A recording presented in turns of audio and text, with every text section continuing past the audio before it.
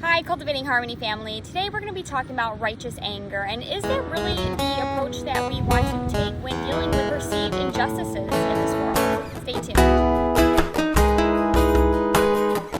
So one of the big things that I see these days, especially online, is this sense of, righteous anger. And what I really mean when I'm saying this is that people talking about how angry they are for the injustices that they see in the world. In Chinese medicine, there's no right or wrong answer for a lot of things, but I can say from my own personal experience that sometimes what we need is a change of perspective or change of perception on different issues. So because of this, I don't like to give a ton of this is the way to do it, teaching advice on very strict rules, because like I said, there's no right or wrong, and there's only different perspectives of issues. And so I know personally for me, the best way that I have grown as a person is through questions and investigating, direct experience, and not so much just sitting and receiving answers and accepting what is told. So today I'm not here to change anyone's mind on anything, but just to pose more questions and maybe just get you thinking and start you on, and maybe lead you to a different path, lead you to a different journey or way of thinking, because these are things that I like to question myself. So we're currently in a time where we're experiencing a lot of activism, right? Which can be very positive. There's a lot of people who they really want to do great things in this world, which I definitely commend. It can be a very virtuous and honorable thing to seek doing well in this world and wanting that. However, I find that there is a lot of what I will call maybe negative activism or virtuous anger, which really people are harping on the activism that certain groups of people need to be doing. A lot of anger, a lot of blaming, talking about all the broken systems in this world currently and how awful it is. And, specifically I will see people saying, I hate that the world is like this. I hate that we've become this way. I hate that I have privilege. I hate that, this has been imposed upon me, and, a million other things. But what I want to point out and think about is, if you're familiar with the energetic emotional scale, I'll go ahead and post it here.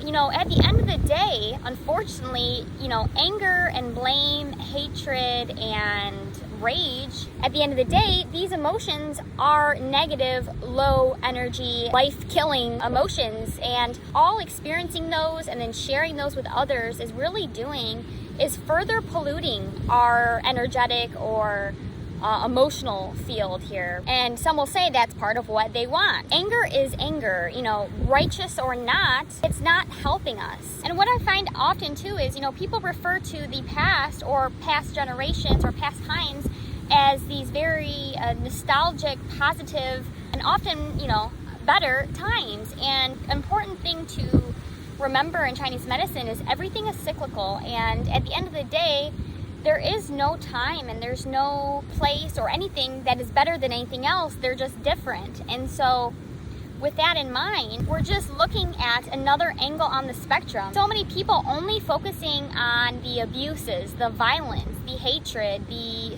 separation, harm, patriarchy, the system, the colonialism, the losses, all these very negative and maybe implanted things are very morbid, and ruminating constantly on these types of thoughts and beliefs, in my opinion, creates a block where you cannot transmute that anger or that emotion into anything else, such as healing, love, connecting, growing, this exaltation of anger as virtue.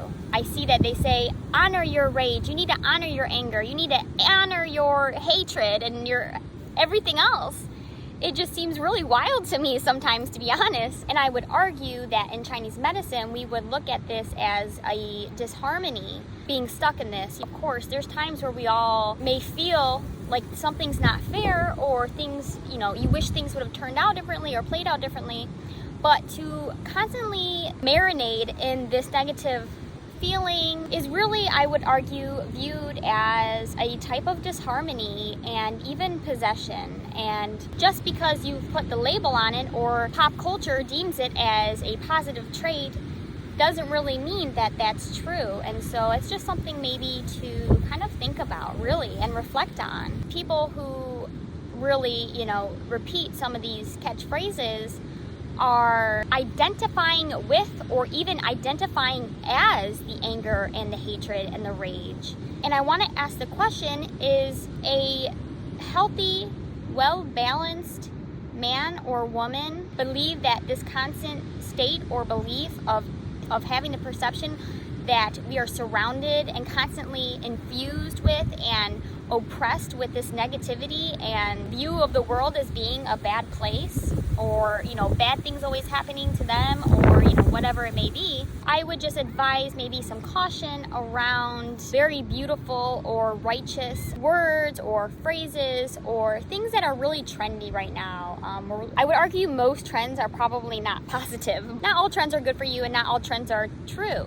And what's interesting is that these same people who harp on the hate and the anger and the rage and all these things, it's like sometimes they want to also say that, well, we're all one and we're all the same and we're all equal and we're all, these things.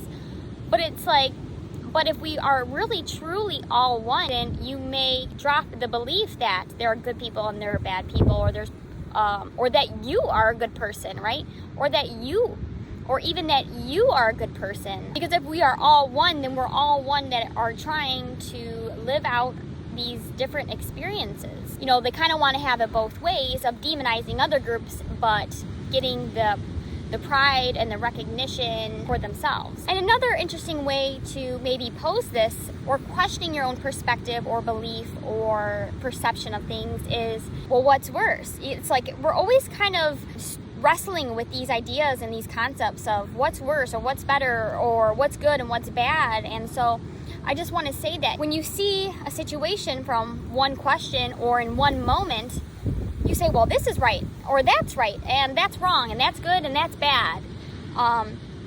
But you don't always know the whole story. You can't know a whole story to a person's life, or you can't know the whole story to the universe, right? The whole universe's life, or whatever situation. Us as men or women, our view is sometimes very limited. It's just something to keep in mind. And I wanted to talk on this today, just to maybe, stir up some interesting thoughts. I hope I gave you guys a little bit to think about, and hopefully kind of gave a different perspective on this righteous anger and things that are going around these days on social media and honestly in real life as well. Just remember that, these negative emotions are not necessarily us. They are not necessarily who we are. They're not necessarily us. And so, good or bad or righteous or not, is rage a virtue? Is anger virtue? Is hatred in any form a virtue? And I want to leave that up to you guys. Let me know below in the comments your perspective on these negative emotions and what kind of energetic emotional pollution we may or may not be putting out in the atmosphere. All right, guys, thank you so much. We'll see you next time.